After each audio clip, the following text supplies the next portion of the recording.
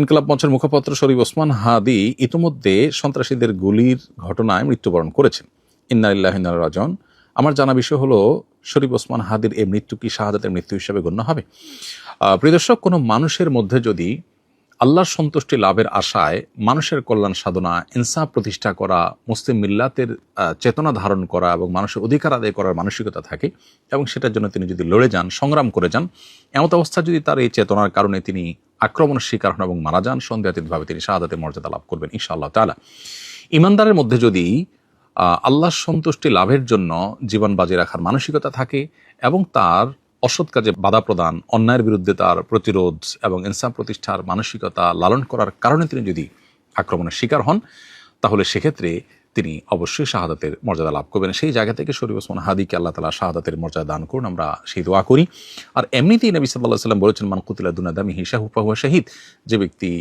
কারোর হাতে খুন হয়েছে, জীবন রক্ষা করতে গিয়ে তার জীবন খুন হয়েছে, অর্থাৎ সাধারণ ধস্তাধস্তিতে অথবা কোনো ডাকাতের হাতে মারা গেছে, সেও শাহাদাতের মর্যাদা লাভ করেন। তাহলে সেক্ষেত্রে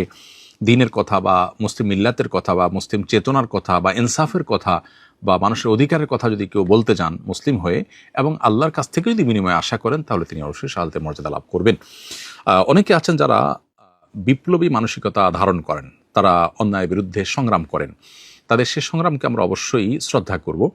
কিন্তু তার মধ্যে যদি আল্লাহর প্রতি বিশ্বাস না থাকে অথবা তিনি যদি এই সংগ্রামটা করেন তার মানবিক চেতনা থেকে শুধুমাত্র, এর জন্য তিনি আল্লাহর কাছ থেকে কোনো বিনিময় আশা করেন না, আল্লাহর সন্তুষ্টি লাভের আশায় করেন না, কোরআন হাদিসের নির্দেশনার কারণে করেন না, তাহলে সেক্ষেত্রে তার এই আত্মত্যাগটা শাহাদাত হিসাবে বিবেচিত হবে না।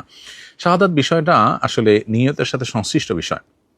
কেউ যদি আল্লাহর সন্তুষ্টির আশায় জীবন বাজি রাখেন, যা করেন তা আল্লাহকে খুশি করার জন্য করেন, তার জীবন মরণ আল্লাহর উদ্দেশ্যে যিনি উৎসর্গ করার জন্য প্রস্তুত থাকেন, তাহলে সেক্ষেত্রে তিনি শাহাদাতের মর্যাদা লাভ করেন। আমরা দোয়া করি শরীফ ওসমান হাদির সমস্ত ভুল ত্রুটি মাফ করে আল্লাহ তাআলা তাকে শাহাদাতের সর্বোচ্চ মাকাম দান করেন এবং তার সুখ সন্তপ্ত পরিবারকে সান্ত্বনা সইবার শক্তি নসিব করেন এবং সেই সাথে এখান থেকে অনুপ্রাণিত হয়ে আমাদেরকে আল্লাহর সন্তুষ্টির লাভের আশায় জীবন বাজি রাখার মানসিকতা আমাদেরকে ধারণ করার তৌফিক দান করুন। বস্তুবাদের এই পৃথিবীতে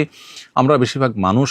দুনিয়ার মোহে এতটা মোহাবিষ্ট হয়ে গেছি যে আমরা প্রত্যেকটা মানুষ শুধু বাঁচার জন্য সংগ্রাম করি এবং মরতেই যখন হবে তখন আল্লাহর রাহে আমি জীবন বাজি রেখে যেন মরতে পারি, আমি যেন অন্যায়ের বিরুদ্ধে কথা বলতে গিয়ে যেন আমার মৃত্যু হয়, আমার মৃত্যুটা যেন শাহাদাতের মৃত্যু হয়, আল্লাহর সন্তুষ্টি লাভের আশায় যেন আমি জীবন বাজি রাখতে পারি, সেই চিন্তা, সেই চেতনা আমাদের প্রত্যেকটা মানুষের মধ্যে থাকা দরকার, এজ এ ইমানদার আমাদের মধ্যে থাকা দরকার। আল্লাহ রাব্বুল আলামিন শরীফ ওসমান হাদির ভালো গুণগুলো দিয়ে আমাদের তরুণ সমাজকে ভরে দিন এবং সেই তরুণ সমাজকে অন্যায়ের বিরুদ্ধে ইনসাফ প্রতিষ্ঠার জন্য, ন্যায় নিষ্ঠ হওয়ার জন্য এবং মুসলিম মিল্লাতের কল্যাণ সাধন করবার জন্য এবং আল্লাহর সন্তুষ্টির উদ্দেশ্যে মানবতার কল্যাণ সাধন করবার জন্য সবাইকে দুনিয়ার লোভ মোহের ঊর্ধ্বে উঠে